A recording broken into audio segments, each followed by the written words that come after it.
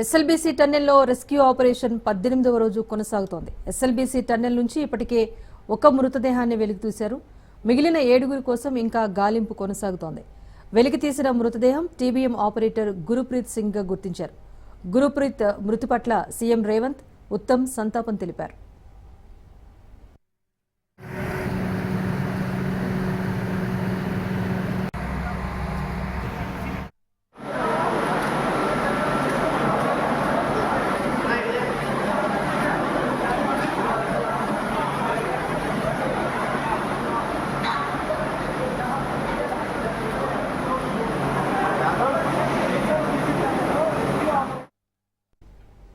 మరోవైపు మిగిలిన 7 కోసం గాలింపు చర్యలు కొనసాగుతున్నాయి.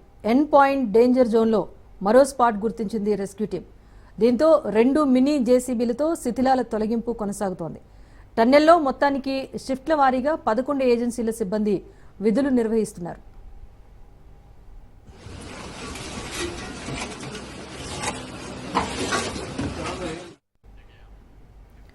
ప్రస్తుతం ఎస్ఎల్బీసీ వద్ద కొనసాగుతున్న సహాయక చర్యలకు సంబంధించి మరింత సమాచారాన్ని మా ప్రతినిధి సాగర్ అందిస్తారు. సాగర్, చెప్పండి, మిగిలిన 7 కోసం ఇంకా రెస్క్యూ ఆపరేషన్ కొనసాగుతుందా? డీటెయిల్స్ ఏంటి? ఏదైతే ఎస్ఎల్బీసీ టన్నెల్ ప్రమాదంలో చిక్కుకున్న వారి ఆనవాళ్లు కనిపెట్టడానికైతే అన్వేషణ నిర్విరామంగా కొనసాగుతూనే ఉంది. అయితే మొత్తం 4 షిఫ్టులుగా 12 ఏజెన్సీల సిబ్బంది అయితే పనిచేస్తున్నట్టుగా కూడా తెలుస్తుంది. కార్మికుల ఆనవాళ్లు దొరకవచ్చని ఎక్కడైతే భావిస్తున్న ప్రాంతాలను ముందుగా D1, D2గా కూడా నిర్ధారించారు. దీనికి సంబంధించి ఆదివారం రోజే గుర్ప్రీత్ సింగ్ ఎవరైతే ఆపరేటర్ ఉన్నారో అతని మృతదేహం ఈ ప్రాంతంలోనే, ఏదైతే D2 ప్రాంతంలోనే జరిగింది. అయితే ఇదే ఏదైతే సేఫ్ గా ఉన్న D1 ప్రాంతం అంతా D2 ప్రాంతం కొద్దిపాటిగా సేఫ్ గా ఉన్నప్పటికీ D1 ప్రాంతంగా గుర్తించిన ప్రాంతంలో మాత్రం అక్కడ షీర్ జోన్ వస్తున్న నేపథ్యంలో అదంతా కూడా డేంజర్ జోన్ గా ఉన్నట్టుగా కూడా అధికారులు అంచనాకు వస్తున్నారు. ఎందుకనంటే అదంతా కూడా ఏదైతే 13.850 ప్రాంతంలో సంఘటన జరిగిందో దానికంటే 50 మీటర్ల దూరంలో ఈ D1 అయితే చూపిస్తుంది. D1 కి సంబంధించి కూడా తవ్వకాలు చాలా జాగ్రత్తగా ఇటు రెస్క్యూ టీమ్స్ అన్ని కూడా ఎన్డీఆర్ఎఫ్, సింగరేణికి సంబంధించి ప్యాట్ హోల్ మైనర్స్ అంతా కూడా అక్కడ తవ్వకాలు అయితే జరుపుతున్నారు. దీనికి సంబంధించి 13.2 కిలోమీటర్ల వరకు కూడా లోకో ట్రైన్ అక్కడి వరకు వెళ్తుంది. దాదాపుగా ఈ లోకో ట్రైన్ నుంచి రెస్క్యూ బృందాలు కానీ అక్కడ ఉన్న మట్టి శిథిలాలను తొలగించడానికి లోపలికి వెళ్లి బయటికి రావడానికే దాదాపు 4 గంటల సమయం అయితే పడుతుంది. దీనికి సంబంధించి ఇప్పటికే ఆదివారం రోజు ఒక మృతదేహాన్ని బయటికి తీయగా ఈ 7 సంబంధించి కూడా ఎక్కడైతే షీర్ జోన్ ఉన్న ప్రాంతంలోనే 7 ఉన్నట్టుగా కూడా అధికారులు అంచనాకు వస్తున్నారు. ఇక్కడ తవ్వకాలు జరపాలంటే చాలా జాగ్రత్తగా జరపడానికి కూడా ఇప్పుడే రెస్క్యూ బృందాలు ఎప్పటికప్పుడు అధికారులకు దిశానిర్దేశంతో పాటు సహాయక చర్యలకు సంబంధించి కూడా ముమ్మరంగా చేస్తున్నట్టుగా కూడా తెలుస్తుంది. మొత్తానికైతే 17 రోజుల నుంచి కూడా ఈ సహాయక చర్యలు అయితే ముమ్మరంగా కొనసాగుతున్నాయి. మృతదేహం లభ్యం తర్వాత కూడా అధికారులు మరింత సహాయక చర్యలను అయితే ముమ్మరం చేశారుగా కూడా చెప్పుకోవచ్చు. ఈ 2-3 డేస్ లో ఏదైనా అక్కడ నుంచి అప్డేట్ వచ్చే అవకాశం అయితే కనిపిస్తుంది 7 గురించి సంబంధించి. Right, thank you Sagar.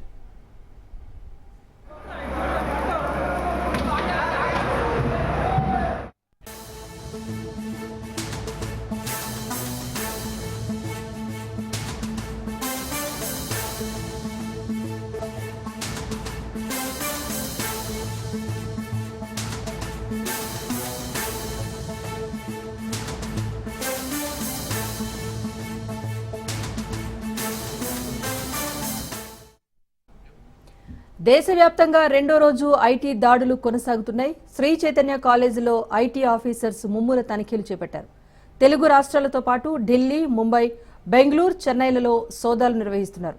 ఈ సోదాల్లో పెద్ద మొత్తంలో అక్రమ లావాదేవీలు నిర్వహిస్తున్నట్టుగా అధికారులు గుర్తించారు.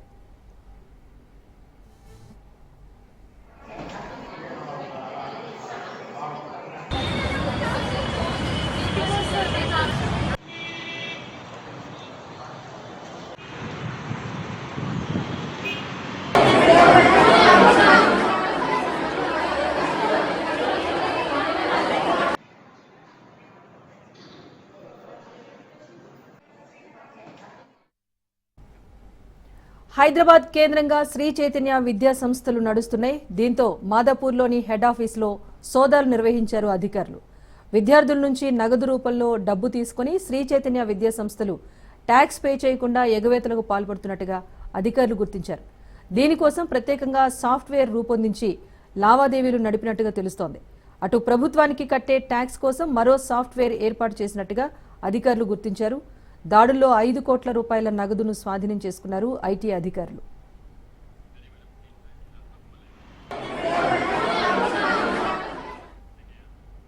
శ్రీ చైతన్య కాలేజీల్లో ఐటీ విస్తృతంగా సోదాలు నిర్వహిస్తోంది. దేశవ్యాప్తంగా ఉన్న ప్రధాన హెడ్ ఆఫీసులలో అయితే ఐటీ అధికారులు దాడులు కొనసాగిస్తున్నారు. ఈ రోజు కూడా దాడులు ఉండబోతున్నాయా? ఇప్పటి వరకు ఎలాంటి అక్రమ లావాదేవీలు గుర్తించారు? దీనికి సంబంధించి అప్డేట్ మా ప్రతినిధి రత్నకుమార్ అందిస్తారు. రత్నకుమార్, చెప్పండి. శ్రీ చైతన్యలో విస్తృత తనిఖీలు నిన్న కొనసాగాయి. సో ఈ రోజు కూడా సోదాలు కొనసాగబోతున్నాయా? ఇప్పటి వరకు 5 కోట్ల పైచిలకు అక్రమ నగదును కూడా గుర్తించినట్టుగా తెలుస్తోంది. వివరాలేంటి? ఎస్ రాజేశ్వరి, శ్రీ చైతన్య కాలేజీలకు సంబంధించినటువంటి ప్రధాన కార్యాలయాల్లో ఐటీ అధికారులు వరుసగా 2వ రోజు సోదాలను కొనసాగిస్తున్నారు.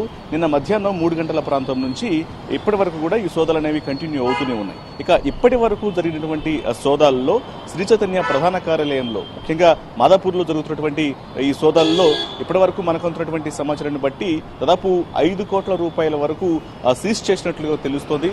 అలాగే ఇటు 2 తెలుగు రాష్ట్రాలతో పాటు దాదాపు అటు బెంగళూరు, ముంబై, ఢిల్లీ తదితర ప్రాంతాల్లో కూడా ఈ యొక్క సోదాలు అనేవి కొనసాగుతున్నాయి. మొత్తం 10 ప్రాంతాల్లో ఈ సోదాలు చేస్తున్నట్లు కూడా తెలుస్తోంది. వాస్తవానికి 2020లో కూడా శ్రీ చైతన్య కాలేజీలకు సంబంధించినటువంటి ప్రధాన కార్యాలయాల్లో అప్పుడు దాడులు చేశారు. ఆ సందర్భంలో దాదాపు 11 కోట్ల రూపాయలను కూడా సీజ్ చేయడం జరిగింది. ఇక ఇప్పుడు నిన్న జరిగినటువంటి, అంటే 3 గంటల నుంచి జరిగినటువంటి సోదాల్లో భాగంగానే మొత్తం అంతటా కలిపి దాదాపు 5 కోట్ల రూపాయల వరకు కూడా సీజ్ చేసినట్లు తెలుస్తోంది. ఇక ఇవాళ మరొకసారి సోదాలు అనేవి కంటిన్యూ అవుతున్నాయి కాబట్టి ఇవాళ సోదాలు ముగిసే సమయానికి ఇంకా ఎక్కువ మొత్తంలో సీజ్ చేసే అవకాశాలు ఉన్నట్లు కూడా సమాచారం అందుతోంది. ముఖ్యంగా శ్రీ చైతన్య కాలేజీలలో అడ్మిషన్ల పేరుతో చేసినటువంటి వసూళ్లకు సంబంధించి వీళ్ళు ఏవేవైతే యొక్క సాఫ్ట్వేర్లను ప్రత్యేకంగా వినియోగిస్తున్నారో ఈ సాఫ్ట్వేర్ల మొత్తాన్ని కూడా పరిశీలించడం జరుగుతుంది. ఈ సాఫ్ట్వేర్లను పరిశీలించినటువంటి సందర్భంలోనే అక్రమ లావాదేవీలు జరిగాయనటువంటి ఐడెంటిఫికేషన్స్ చేశారు. ముఖ్యంగా ఆ విద్యార్థుల గురించి ఎప్పుడైతే పేరెంట్స్ లోపల కాలేజీలలో విద్యార్థులను జాయిన్ చేస్తున్నటువంటి సమయంలో తీసుకున్నటువంటి ఫీజుల చెల్లింపులు అనే వాటికి ఒక ప్రత్యేకమైనటువంటి సాఫ్ట్వేర్ను వినియోగిస్తున్నారు. ఈ ఫీజులు తీసుకున్నటువంటి అమౌంట్ మొత్తాన్ని కూడా ఎక్కడ కూడా ఇతర ఇటు ప్రభుత్వానికి కట్టినటువంటి ట్యాక్సుల పరమైనటువంటి అంశాలలో చూపించకుండా దానికి సపరేటు సాఫ్ట్వేర్ను ఉపయోగిస్తున్నారు. ఇలా ఒక ఎస్కేపింగ్ ప్రొసీజర్స్ను అవలంబిస్తున్నారన్నటువంటి విషయాలను కన్ఫర్మ్ చేసుకున్న తర్వాత ఐటీ అధికారులు శ్రీ చైతన్య కాలేజీలకు సంబంధించినటువంటి ప్రధాన కార్యాలయాల్లో సోదాలు చేయడం జరుగుతుంది. స్టిల్ ఎప్పటికీ మాదాపూర్లోని శ్రీ చైతన్య కాలేజీలకు సంబంధించినటువంటి ప్రధాన కార్యాలయంలో సోదాలు అనేవి కంటిన్యూ అవుతూనే ఉన్నాయి. ముఖ్యంగా ఇప్పటి వరకు జరిగినటువంటి సోదాలకు సంబంధించి 5 కోట్ల రూపాయల నగదుతో పాటు ఇతర కీలక డాక్యుమెంట్స్, అలాగే అక్రమ లావాదేవీలు జరుగుతున్నటువంటి ఇతర బ్యాంక్ అకౌంట్స్ కు సంబంధించినటువంటి ట్రాన్సాక్షన్స్ ని ఫ్రీజ్ చేశారు. మరిక మొత్తం ఇవాళ సాయంత్రం వరకు పెద్ద ఎత్తున నగదును సీజ్ చేసినటువంటి అవకాశాలు అయితే కనిపిస్తున్నాయి. ఇప్పుడు మనకు అందుతున్నటువంటి సమాచారాన్ని బట్టి దాదాపు 5 కోట్ల వరకు సీజ్ చేసినట్లు సమాచారం ఉంటుంది. Rajeshwari, right, thank you Ratnakumar.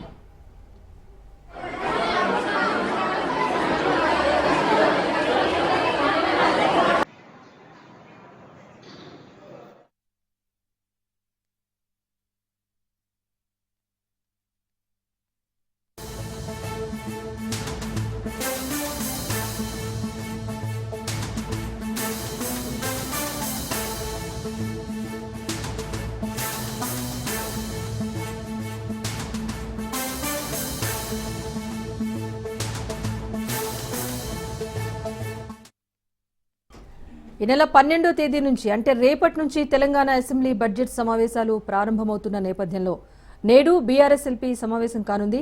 Party అధ్యక్షులు మాజీ సీఎం కేసీఆర్ అధ్యక్షతన తెలంగాణ భవన్లో మధ్యాహ్నం 1 గంటకు ఈ భేటీ ప్రారంభం కానుంది. దీనికి రావాల్సిందిగా బీఆర్ఎస్ ఎమ్మెల్యేలు, ఎమ్మెల్సీలకు ఇప్పటికే పార్టీ కేంద్ర కార్యాలయం ద్వారా సమాచారాన్ని పంపించారు.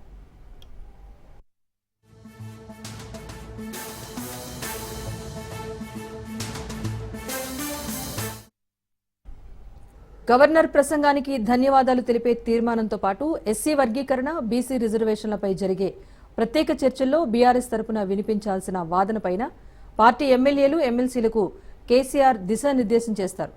వాయిదా తీర్మానాలు, పార్టీ తరపున చర్చకు డిమాండ్ చేయాల్సిన అంశాల జాబితా తయారు చేయడంపైన పార్టీ ఇప్పటికే కసరత్తు ప్రారంభించింది. గవర్నర్ ప్రసంగం, బడ్జెట్ ప్రసంగానికి కేసీఆర్ హాజరయ్యే అవకాశం ఉన్నట్టు బీఆర్ఎస్ వర్గాలు వెల్లడించాయి.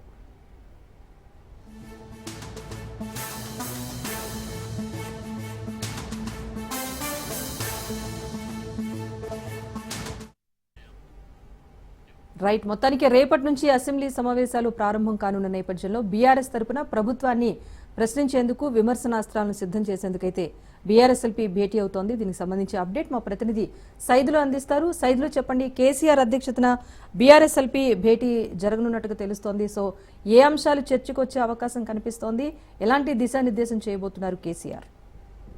ఎస్ రాజేశ్వరి, బడ్జెట్ సమావేశాలు రేపటి నుంచి ఉన్న నేపథ్యంలో ఈ రోజు తెలంగాణ భవన్లో బీఆర్ఎస్ శాసనసభాపక్ష సమావేశం కేసీఆర్ అధ్యక్షతన మధ్యాహ్నం 2 గంటలకు ప్రారంభం కానుంది. ఈ సమావేశంలో బడ్జెట్ సమావేశాల్లో బీఆర్ఎస్ పార్టీ ప్రధాన ప్రతిపక్షం కాబట్టి అనుసరించాల్సిన వ్యూహం ఏంటి అనే దానిపైన ఎమ్మెల్యేలకు కేసీఆర్ ఒక దిశానిర్దేశం చేయబోతున్నారు. ఇక గవర్నర్ ప్రసంగం రోజు కేసీఆర్ అసెంబ్లీకి హాజరవుతారని నిన్న మీడియా చిట్చాట్ లో కేటీఆర్ కూడా చెప్పిన నేపథ్యంలో ఆ రోజు ఆయన గవర్నర్ ప్రసంగం రోజు బడ్జెట్ సమావేశాలకు కేసీఆర్ ఈసారి హాజరవుతున్నారు. సో ఇక బడ్జెట్ సమావేశాల్లో భాగంగా అనుసరించాల్సిన వ్యూహం అంటే ముఖ్యంగా కాంగ్రెస్ పార్టీ 15 నెలల పాలన పైన, ప్రభుత్వ వ్యతిరేక విధానాలపైన ప్రభుత్వాన్ని ఇరకాటంలో పెట్టేందుకు, అదేవిధంగా చర్చకు పట్టుబట్టేందుకు ఏ అంశాలు తీసుకోవాలన్న దానిపైన ఈ రోజు తెలంగాణ భవన్లో తెలంగాణ బీఆర్ఎస్ పార్టీ అంటే భారత రాష్ట్ర సమితి శాసనసభాపక్ష సమావేశం కేసీఆర్ అధ్యక్షతన జరగబోయే ఈ సమావేశంలో ముఖ్యంగా హైడ్రా అంశం కానీ, అదేవిధంగా మూసి, దాని తర్వాత లగచర్ల ఇష్యూ కానీ, దాని తర్వాత గురుకుల పాఠశాలకు సంబంధించినటువంటి ఫుడ్ పాయిజన్ అంశాలు కానీ, సో రైతుల ఆత్మహత్యలు కానీ, కృష్ణా జలాలు నీటి వాటా విషయంలో కానీ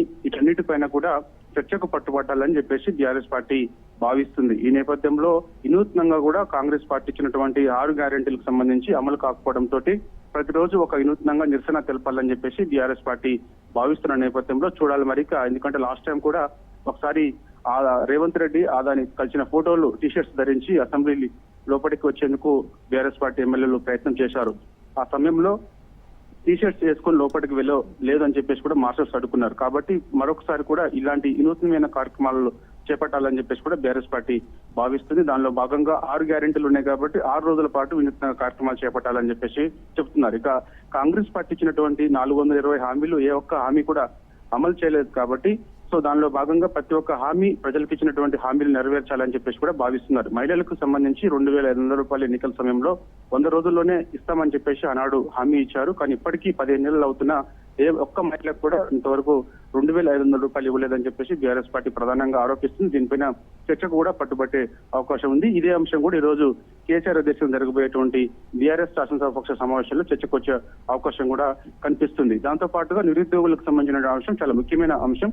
ఆనాడు ఎన్నికల సమయంలో నిరుద్యోగులకు 4,500 రూపాయలు ఇస్తామని చెప్పేసి, ముఖ్యంగా మహిళలకు స్కూటీలు కూడా ఇస్తామని చెప్పేసి సరూర్ నగర్ స్టేడియం సభా సాక్షిగా అప్పుడు మన ప్రియాంక గాంధీని పిలిచి మరీ సభ ఏర్పాటు చేసి ప్రియాంక గాంధీ సమక్షంలో హామీ ఇచ్చారు రాష్ట్ర ప్రజలకు. కానీ ఇంతవరకు ఆ హామీ కూడా నెరవేర్చలేదు. సో అది కూడా ఈ రోజు చర్చకు వచ్చే అవకాశం కనిపించింది. చర్చించిన తర్వాత అసెంబ్లీలో ఎలా అనుసరించాలన్న దానిపైన కూడా కేసీఆర్ ఎమ్మెల్యేలకు ఒక దిశానిర్దేశం అయితే చేస్తారు. ఇక లగచర్ల ఇష్యూ అయితే మాత్రం అక్కడ ఉన్నటువంటి గిరిజన భూములను బలవంతంగా ప్రభుత్వం లాక్కుంది కాబట్టి సో దాన్ని అడ్డుకునే ప్రయత్నం బీఆర్ఎస్ పార్టీ చేసింది, సక్సెస్ అయింది కాబట్టి మళ్ళీ ప్రభుత్వం వెనక్కి తగ్గిందనే అంశంపై కూడా మరోసారి చర్చకు పట్టుబట్టే అవకాశం అయితే కనిపిస్తుంది. రైతు ఆత్మహత్యలు రాష్ట్ర వ్యాప్తంగా, రైతు రుణమాఫీ జరగక, రైతు భరోసా సకాలంలో రాక, సో ఈ విధంగా చూస్తే రాష్ట్రంలో చాలా వరకు పంటలు ఎండిపోతున్నాయి కాబట్టి నీళ్లు లేక అది కాంగ్రెస్ తెచ్చిన కరువు అని చెప్పేసి కూడా పదే పదే బీఆర్ఎస్ పార్టీ ఆరోపిస్తుంది. దానిలో భాగంగా ఈ అంశం పైన చర్చకు పట్టుబట్టాలని చెప్పేసి ఇదే విషయం కూడా ఈ రోజు జరిగే శాసనసభాపక్ష సమావేశంలో చర్చించుకునే అవకాశం అయితే కనిపిస్తుంది. సో ఓవరాల్ గా చూస్తే మాత్రం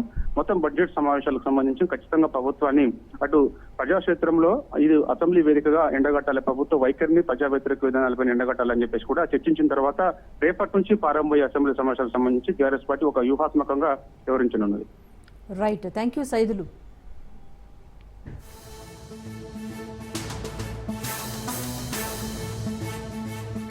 భూగర్భ జలాలు అడుగంటిపోతున్నాయి, సాగునీరు అందక పొలాలు బీటలు వారుతున్నాయి.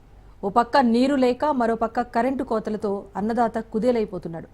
మార్చిలోనే ఎండల తీవ్రత ఇంతలా ఉంటే రాబోయే రోజుల్లో పరిస్థితి ఎలా ఉంటుందో అని ప్రజలు ఆందోళన చెందుతున్నారు.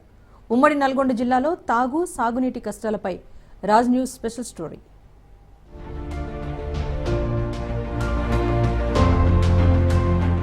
ఉమ్మడి నల్గొండ జిల్లాలో కరువు ఛాయలు కనిపిస్తున్నాయి. వానాకాలంలో వర్షాలు బాగానే కురిసినప్పటికీ మార్చి నెలలో భూగర్భ జలాలు అడుగంటిపోవడంతో రైతులు దిక్కుతోచిన పరిస్థితిలో ఉన్నారు. నల్గొండ, సూర్యాపేటతో పాటు యాదాద్రి భువనగిరి జిల్లాలో జనవరి వరకు గ్రామాల్లో జలసరి ఉన్నప్పటికీ మార్చి మొదటి వారానికి భూగర్భ జలాలు అడుగంటాయి. చాలా గ్రామాల్లో పంట పొలాలను పశువులకు, మేకలకు మేతగా వదిలేశారు.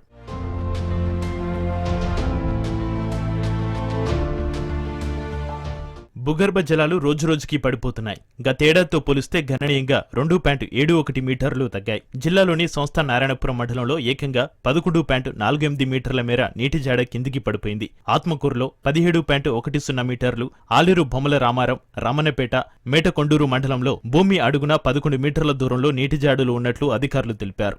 భూగర్భ జలాల గురించి మన యాదాద్రి జిల్లా నుంచి మాట్లాడుకుంటే మనకు గత నవంబర్ మాసం నుంచి కూడా ఇప్పటి వరకు ఆశించిన స్థాయిలో కనీసం సాధారణ వర్షపాతం కూడా లేదు.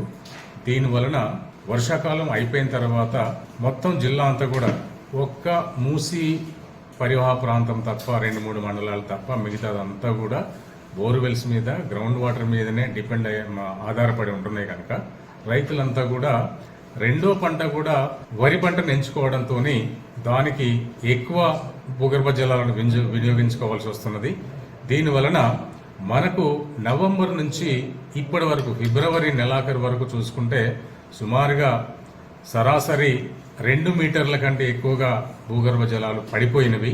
యాదాద్రి భువనగిరి జిల్లా వ్యాప్తంగా ఎక్కువ శాతం బోర్లు, బావుల కింద వరి సాగు చేస్తున్నారు. జిల్లాలో వరి పైర్లు ఇప్పుడు పట్ట దశకు వచ్చాయి. ఈ సమయంలో నీళ్లు సరఫరా అవసరం. కానీ చెరువుల్లో, కుంటలో నీరు సరపడలేదు. భూగర్భ జలాలు అడుగంటిపోతున్నాయి. భువనగిరి, ఆత్మకూరు, రాజపేట, గుండాల, అడ్డగూడు, సంస్థ నారాయణపురం మండలాల్లో వరి పంట ఎండిపోతుంది. ఇప్పటికే 2000 ఎకరాలలో పంట నష్టం జరిగినట్లుగా తెలుస్తోంది. పరిస్థితి ఇలాగే ఉంటే రానున్న రోజుల్లో వేలాది ఎకరాల్లో పంటలు ఎండిపోయే ప్రమాదం ఉంది. నాకు దాదాపు 8 ఎకరాల భూమి ఉన్నది. అందులో 7 ఎకరాలు పూర్తిగా ఎండిపోయింది. ఏంటంటే దాదాపు 3 లక్షల రూపాయలు పెట్టుబడి పెట్టి ఇబ్బంది అవుతా ఉంది. మాకు రైతులందరికీ చాలా ఇబ్బంది అవుతుంది. ఎందుకంటే ఇది ఆడపిల్లలు ఉన్నారు. తర్వాత ఏ రకంగా చేసినా గానీ ఇవాళ పరిస్థితులు అయితే మంచిగా లేదు. ఎందుకంటే మాకు ఇవాళ చావాలా బతకాలనే ఆలోచనకు వచ్చింది ఇవాళ. ఎందుకంటే దాదాపు ఇంతకుముందు 7-8 ఎకరాలు 10 ఎకరాల దాకా పెట్టుకున్నాం. కానీ 7 ఎకరాలు ఈసారి పెట్టుకున్నాం. కానీ ఈసారి పూర్తిగా నీళ్లు పోయినాయి, నీళ్లు రావట్లేదు. యాదాద్రి భువనగిరి జిల్లాలోని కొన్ని మండలాల్లో భూగర్భ జలాలు ఆశించిన మేరకు లేకపోవడంతో రైతులు కాలువలపై ఆశ పెట్టుకున్నారు. కానీ బస్వాపురం రిజర్వాయర్ ప్రధాన కాలువలు పూర్తి కాకపోవడంతో ప్రాజెక్టు నుంచి పెద్దగా నీరు కిందికి చేరడం లేదు. రైతుల విజ్ఞప్తి మేరకు భువనగిరి మండలంలోని సాగునీరు అందించేందుకు గచ్చుబావి చెరువులోకి ప్రాజెక్టు నీరును వదిలారు. జిల్లాలో 2,98,000 ఎకరాల్లో వరి పంట సాగు చేస్తున్నట్లుగా గణాంకాలు చూపుతున్నాయి. ఇతర పంటల విస్తీర్ణంతో కలిపి 3,19,320 ఎకరాల్లో పంటలు సాగు అవుతున్నాయి.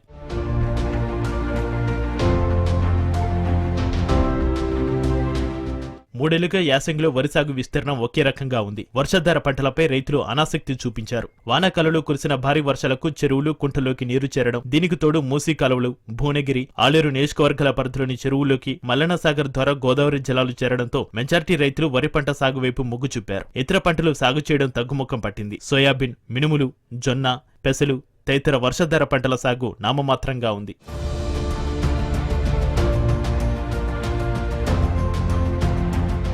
ఈసారి వరి వంగడాల రేట్లు విపరీతంగా పెరిగాయని రైతులు అంటున్నారు. 3 కిలోల విత్తనం బ్యాగులు 1,200 రూపాయలకు కొనుగోలు చేశామని, దున్నడానికి 7,000, నాట్లు వేయడానికి 6,000, ఎరువులకు 8,000, ఇలా ఎకరానికి 25,000 పైన ఖర్చు వచ్చిందని రైతులు చెబుతున్నారు. అన్ని ఖర్చులు పోను ఎకరాకు 30,000 నుంచి 35,000 వరకు రైతుకు మిగలాలి. ఇప్పుడు పంటలు ఎండిపోతూ ఉండడంతో ఎకరాకు 30,000 వరకు నష్టం వాటిల్లుతుందని రైతులు ఆందోళన వ్యక్తం చేస్తున్నారు. మొత్తం ఏమి పెట్టుబడి కూడా వెళ్తాట్లేదు, అంతే ఊర్లో మేపుతున్నాం. నీళ్ళు వస్తలేవు, మరి నీళ్ళు వస్తలేవు సార్. గతంలో వచ్చినాయి నీళ్ళు? ముందటే నడిచింది, కానీ ఈ సంవత్సరం మొత్తం 0 ఎకరాల కొద్దిగా ఎండిపోయింది మొత్తం. కూలీల రేట్లు, పంట పెట్టుబడులు పెరగడంపై రైతులు ఆందోళన వ్యక్తం చేస్తున్నారు. స్థానికంగా కూలీల కొరత ఉండడంతో ఉత్తరప్రదేశ్, పశ్చిమ బెంగాల్, ఒడిశా, ఆంధ్రప్రదేశ్ రాష్ట్రాల నుంచి వలస కూలీలతో నాట్లు వేయించారు ఇక్కడి రైతులు. మూసీ పరివాహక ప్రాంతాలైన భూదాన్, పోచంపల్లి, వలిగొండ మండలాల్లో వలస కూలీలు నాట్లు వేశారు. ఇంత చేస్తే ఇప్పుడు భూగర్భ జలాలు కనుమరుగవుతుండడం రైతులకు ఆందోళన కలిగిస్తుంది. నీళ్ల కోసం రైతులు స్థానిక ప్రజాప్రతినిధుల చుట్టూ తిరుగుతున్నారు. పొలాలకు నీటిని విడుదల చేయాల్సిందిగా విజ్ఞప్తి చేస్తున్నారు. పొలాలు నాటు పెట్టేటప్పుడు బోర్లు మంచిగానే వచ్చినాయి. ఇప్పుడు పూర్తిగా ఆగమయ్యే పరిస్థితికి వచ్చింది. ఇట్లా బంద్ అయిపోతున్నాయి. ఒక్కొక్క రైతు 5, 6, 10 ఎకరాలు కూడా నాటుపెట్టిరు రైతులు. చాలా కష్టం వచ్చింది. ఆగమయ్యే పరిస్థితికి వచ్చింది. ఎక్కడ లేక గొర్రెలు బర్రెలు మేపుకోని పరిస్థితికి వచ్చినాం. మేము అందరం ఆగమయ్యే పరిస్థితికి వచ్చింది. కనీసం మా ఊర్లో ఒక్కొక్క రైతు 6 నుంచి 10 ఎకరాల వరకు నాటుపెట్టిన రైతులు ఉండరు. ఇక బందాయి పోస్తున్నాయి బోర్లు. ఇక రోడ్ ఎక్క పరిస్థితికి వచ్చింది. యాసంగికి నీటి సమస్య లేకుండా చూడాలని ఆయా జిల్లాల కలెక్టర్లకు రాష్ట్ర సీఎస్ శాంతికుమారి ఆదేశాలు జారీ చేశారు. రాష్ట్ర వ్యాప్తంగా నిరుడుతో పోలిస్తే నికర సాగు విస్తీర్ణం పెరిగినప్పటికీ నీటి లభ్యత చాలా సౌకర్యంగానే ఉందని ఆమె అన్నారు. అయితే వాస్తవ పరిస్థితి ఇందుకు విరుద్ధంగా ఉంది. దీనికి తోడు రైతు భరోసా వస్తుందని ఆశపడ్డ రైతులకు నిరాశ మిగిలింది. కొంతమంది రైతులకు సాంకేతిక సమస్యలతో రుణమాఫీ కాలేదు. కష్టకాలంలో ప్రభుత్వ పథకాలు కూడా తమకు అందలేదని రైతులు ఆవేదన వ్యక్తం చేస్తున్నారు.